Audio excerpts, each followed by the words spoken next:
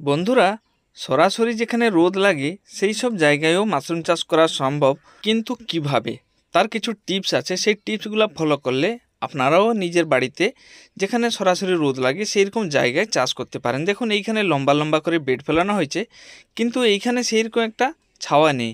এইখানে সারাদিন রোদ লাগে, সূর্যোদয় থেকে সূর্যাস্ত পর্যন্ত সব সময় এখানে রোদ লাগে। এখানে গাছ আছে, দেখুন গাছে খুব কম পাতা আছে, আর এখানে খুব কম ছাওয়া, কিন্তু সরাসরি রোদ লাগে। তার জন্য আপনাদেরকে কিছু কাজ করতে হবে। আপনারা দেখুন কত থোকা থোকা হয়ে এখানে পিন হেডগুলো আপনি দেখতে পাচ্ছেন। কিছু টিপস মনে রাখুন যাতে আপনার বেডেও খুব ভালো ফলন হবে। দেখুন, এইরকম লম্বা লম্বা বেড ফেললেও ফেলতে পারেন, নাহলে ছোট ছোট বেড ফেলতে পারেন, কিন্তু যেখানে রোদ লাগে সেইখানে বেড ফেললে জল দিয়ে মাটিটাকে ভিজিয়ে রাখতে হবে। তারপরে দুপুরবেলা এই বেডগুলোর উপরে আপনাদেরকে জল স্প্রে করতে হবে। আপনি মোটরের পাইপের মুখটা টিপে রেখে ফুয়ারা করে দিতে পারেন, নাহলে স্প্রে মেশিন দিয়ে স্প্রে করতে পারেন, কিন্তু মাটি ভিজিয়ে রাখতে হবে।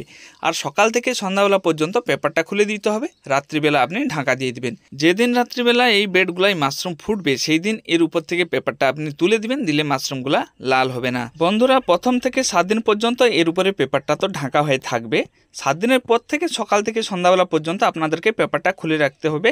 আর মাটিতে জল দিয়ে মাটি ভিজিয়ে রাখলে কি হবে, বেডে তো মাশরুম হবেই, তার সাথে সাথে মাটিতেও মাশরুম হয়ে যায়। যতটা ফলন পাওয়ার কথা কাছাকাছি আমরা দুগুণ ফলন পেয়ে যাই। তারপরে যদি আপনি টেম্পোরারি খড় ভিজানোর জন্য একটা চৌবাচ্চা তৈরি করতে চান, দেখুন এইখানে আমরা একটা টেম্পোরারি খড় ভিজানোর জন্য একটা চৌবাচ্চা বানিয়েছি।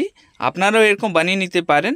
3টা করে ইঁট দেওয়া আছে, আপনি 3টা কিংবা 4টা করে ইঁট এরকম উপরাউপরি করে দিয়ে দিবেন, আর ভিতরে পেপার দিয়ে এটাকে একটা চৌবাচ্চা আপনি বানিয়ে নিতে পারেন। 2টা করে পেপার দিয়ে দিবেন, একটা নিচে থাকবে, তার উপরে আরেকটা ভালো পেপার দিয়ে দিবেন, যাতে নিচে কোনো কিছু থাকলে যাতে এই পেপারটা ফুটো না হয়ে যায়। আর এইখানে দেখুন জল বের করার জন্য একটা জায়গা রাখা আছে। এইখানে 3টা ইঁট দিয়ে দিয়ে জল ভর্তি করা হয়, খড় ভিজানো হয়। যখন খড় থেকে জলটা বার করার সময় আসে তখন এইখান থেকে ইঁটটা সরিয়ে দিলে জলটা বেরিয়ে চলে যায়, আর খড়গুলো আমরা ভালো করে ভিজিয়ে নিয়ে থাকি। এইখানে আরেকটা জিনিস আপনাদেরকে আমি বলতে চাই, মাটিতে বেড ফেলবেন কখন? যখন বর্ষাকাল থাকে না, গ্রীষ্মকালে আপনি মাটিতে বেড ফেলিয়ে তার থেকে ফলন নিতে পারেন। একবার দুবার খুব ভালো ফলন হবে, যতটা আমরা ফলন পাই তার দুগুণা কাছাকাছি আমরা ফলন পেয়ে যাই। কিন্তু বারে বারে আপনি মাটিতে সেই একই জায়গায় যদি বেড ফেলতে চান তাহলে সেইখানে আর ফলন সেরকম একটা হবে না, সেইখানে জার্ম হয়ে যায়। জার্মগুলোকে নষ্ট করার জন্য আপনাদেরকে ফরমালিন বা বেবিস্টিন স্প্রে করতে হবে।